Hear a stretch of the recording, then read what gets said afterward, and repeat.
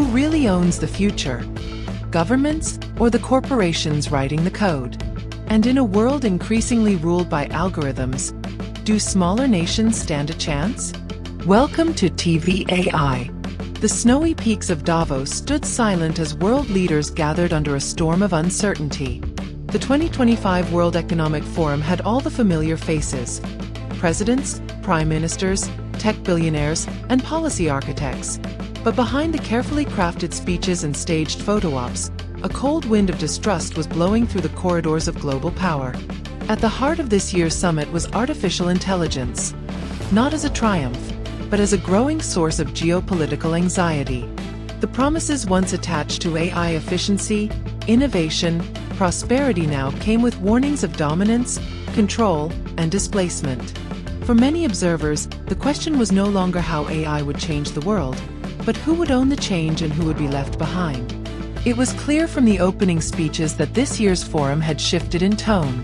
The Secretary General of the United Nations called for a digital social contract, emphasizing the need for ethical boundaries, inclusive access, and shared benefits.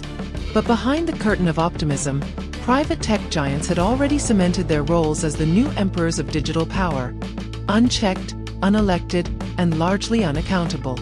Over the last decade, AI had evolved from a laboratory experiment into a force that governs everything from financial markets to criminal sentencing.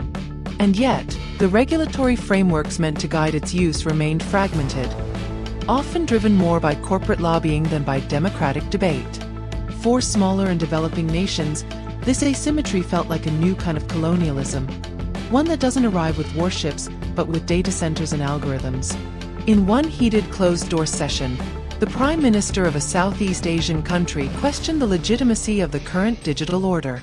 "We are forced to choose between American surveillance capitalism and Chinese algorithmic control," he said. "Where is the room for our own model? One that reflects our people, our culture, our needs?" It was a sentiment echoed by representatives from Africa, Latin America, and even some European states, who worry that their sovereignty is being silently eroded, not by overt invasions, but by terms of service agreements and AI black boxes they don't understand and cannot audit. Meanwhile, the United States and China used the forum to flex their digital muscles. The American delegation emphasized transparency, innovation, and democratic values, while simultaneously pushing for export controls and intellectual property protections that would limit access to critical AI tools by emerging economies. China, on the other hand, unveiled its Harmony AI framework, a system pitched as ethical and efficient, but critics warned it was little more than a centralized surveillance protocol dressed in diplomatic language.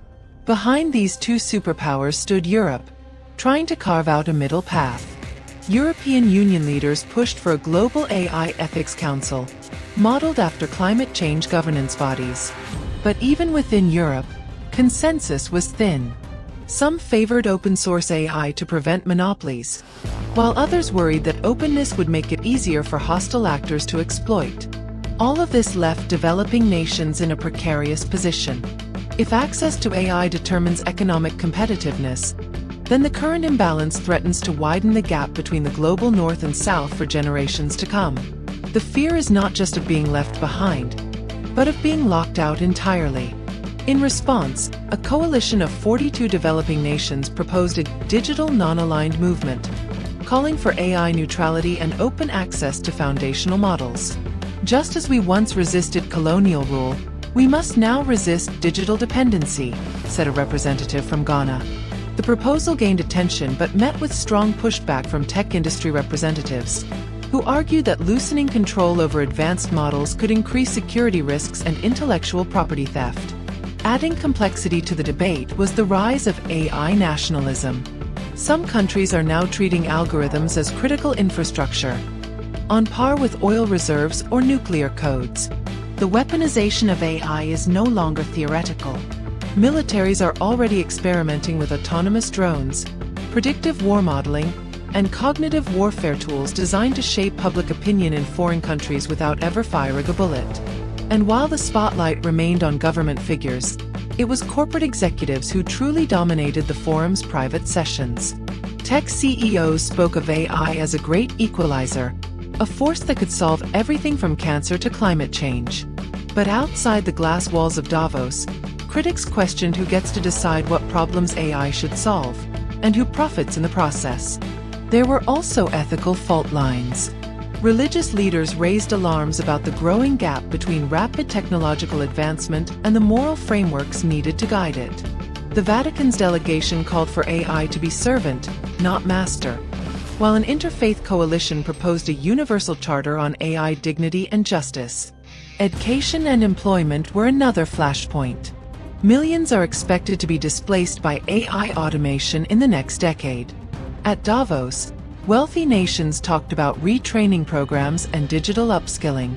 But for countries without infrastructure or resources, such solutions sounded more like corporate slogans than actual plans. Toward the end of the summit, a joint declaration was drafted, calling for transparency, cooperation, and equitable access to AI technologies. Yet many observers noted it lacked enforcement mechanisms, and some feared it would go the way of previous global accords. High on ideals, low on impact. As the delegates boarded their planes and the mountain air of Davos returned to silence, one thing was certain: the age of AI governance had begun, but not on equal footing. The lines are being drawn, not just between countries, but between those who build the future and those who must live within it. As the world inches closer to an era where artificial intelligence governs every layer of society, from the laws we follow to the jobs we perform, the demand for inclusive, transparent, and democratic frameworks becomes not just a policy goal, but a moral imperative. Yet the mechanisms to enforce such equity remain elusive. Civil society groups have started pushing back. Independent watchdogs, human rights organizations, and grassroots digital rights movements are calling for more than just statements. They're demanding participation.